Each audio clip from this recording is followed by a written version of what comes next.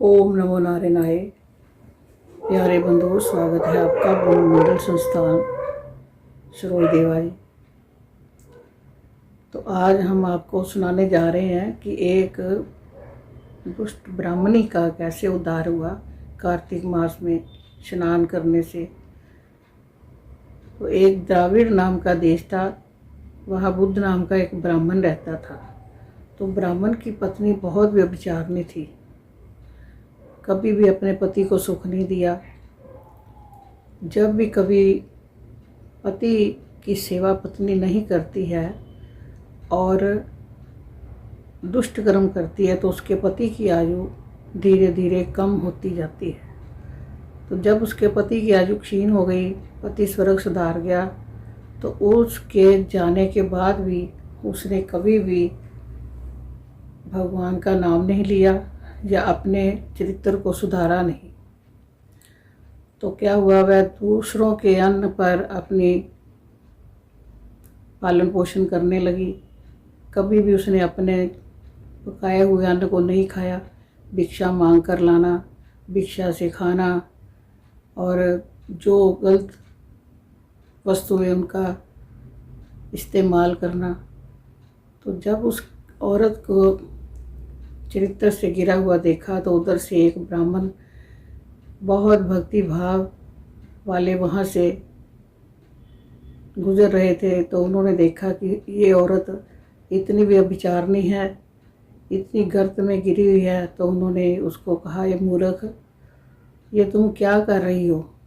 ये पीव और हड्डी मांस से बने हुए इस शरीर को, जो पंचभूतों का बना हुआ है, इसने एक दिन नष्ट हो जाना है, तो इसकी पालना कर रही है। इसको पालने से क्या होगा? अपने परलोक को सुधारो, अपने परलोक के लिए गमन करो, अपने परलोक को सुधारने के लिए कुछ चेष्टाएं करो। बहुत समझाने के बाद उसको पश्चाताप हुआ। उसने उस ब्राह्मण की, साधु महात्मा की बात सुन ली, तो अपने आचरण को थोड़ा सा बदला। बदलने के बाद उसने संकल्प लिया कि मैं अब आगे आने वाला जो कार्तिक मास होगा, मैं उस कार्तिक मास में व्रत करूंगी, पूजा करूंगी, पाठ करूंगी। तो जब उसने संकल्प लिया, कार्तिक मास आया तो सुबह सुबह उठकर ब्रह्म मुहूर्त में स्नान करना शुरू किया। स्नान करने के बाद उसने दीपदान किया। दीपदान के बाद उसने अन्नदान किया। अन्नदान के बाद भगवान विष्णु की पूजा की, भगवान नाम संकीर्तन करना शुरू कर दिया। और पूरा मास उसने ये जो संकल्प लिया हुआ था उसका व्रत किया। मंदिर में गई, भगवान नाम का उच्चारण किया, भगवान नाम सुना। और उसके बाद एक दिन जब उसकी आयु समाप्त हो गई तो वह भी अब स्वर्ग को गई और वहाँ जाकर भगवान के चरणों में लीन हो गई। तो ये कार्तिक मास का इतना महत्व है कि ये मास पापों से छुटकारा दिलाने वाला है। भगवान दामोदर की पूजा, भगवान विष्णु की पूजा, भगवान नारायण की पूजा करना बहुत ही महत्वपूर्ण है। तो आगे जो है वो हम आपको ये बताएंगे कि दीपदान का क्या महत्व होता है। दीपदान का मतलब ये होता है कि जब हम स्नान कर लेते हैं तो हमें दीप जलाकर खुले आसमान के नीचे आकाश दीप भगवान को अर्पण करना चाहिए कि हे प्रभु, ये दीप मैं आपके अर्पण कर रही हूँ, कृपा करना। भगवान से कुछ मांगना नहीं है, भगवान से सिर्फ उसकी कृपा ही मांगनी है। ये नहीं करना कि हम तेरी पूजा कर रहे हैं, हमें ये दे दो, हमें पैसे दे दो, हमें धन दौलत दो, हमारे बेटे बेटियों की शादी कर दो।